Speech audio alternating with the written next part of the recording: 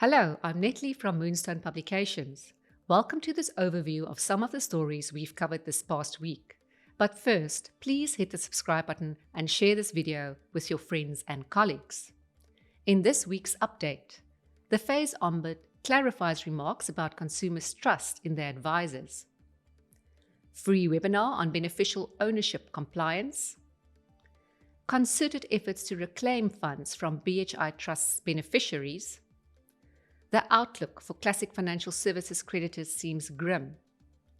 Familiar names shine at the FIA Intermediary Awards, and moves to ease the burden on offshore companies supplying electronic services to South African businesses. The FAIS Ombud has responded to objections from financial advisors following recent comments made by the Ombud, John Simpson. During a recent webinar, Simpson emphasized the importance of consumers conducting their own research and becoming well-informed before investing or purchasing financial products. MoneyWeb's coverage of the webinar highlighted Simpson's remark that consumers should not trust their financial advisors absolutely. Some advisors took this comment as a blanket indictment of their professionalism. In response, the Ombud's office said the remark should be seen in the context of Simpson's plea for consumers to empower themselves and was not intended to undermine the credibility of financial advisors. The FBI's chief executive, Leilani Besaidenout, said trust is an essential element in the advisor-consumer relationship. At the same time, consumers have a responsibility to verify their advisor's credentials and standing. The Financial Intelligence Center Act requires accountable institutions to identify and verify the beneficial owners of their clients. Yet, establishing beneficial ownership is one of the most challenging requirements facing accountable institutions. If you're struggling to navigate your beneficial ownership obligations, then sign up for Moonstone Compliances' free webinar on the 18th of September.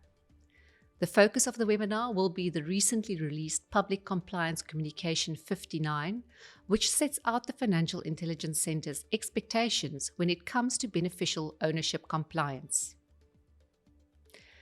As the fallout from the sequestration of BHI Trust continues, the trustees are ramping up efforts to reclaim funds from beneficiaries who profited in the 6 months before the trust's collapse. Despite initial demands, some recipients appear hesitant to return the millions gained during this period. The trustees are legally required to pursue those who received an unfair advantage, with the latest estimates showing that more than 300 million rand is at stake. With 178 million rand claimed in the first letters of demand, the trustees are now considering preparing legal action against non-cooperative entities and individuals. The outlook for creditors hoping to recover their dues from the liquidated Classic Financial Services 1 seems grim. Section 402 of the Companies Act outlines the requirements for the liquidator to prepare a report for the creditors and contributories of the company in liquidation.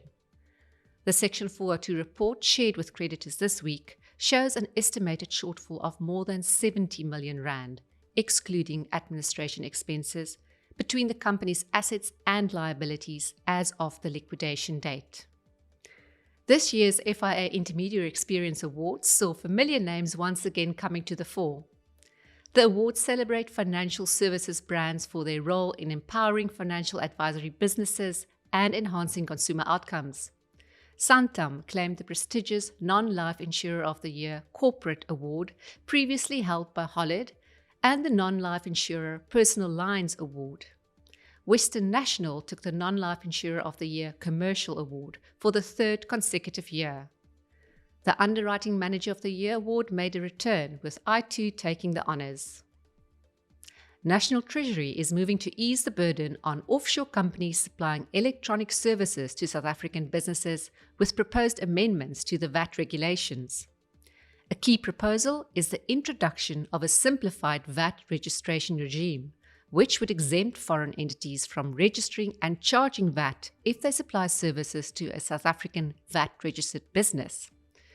Currently, a foreign company must register for VAT and charge VAT at a standard rate if it supplies services to South Africa and the value of the services exceeds 1 million rand in a 12-month period.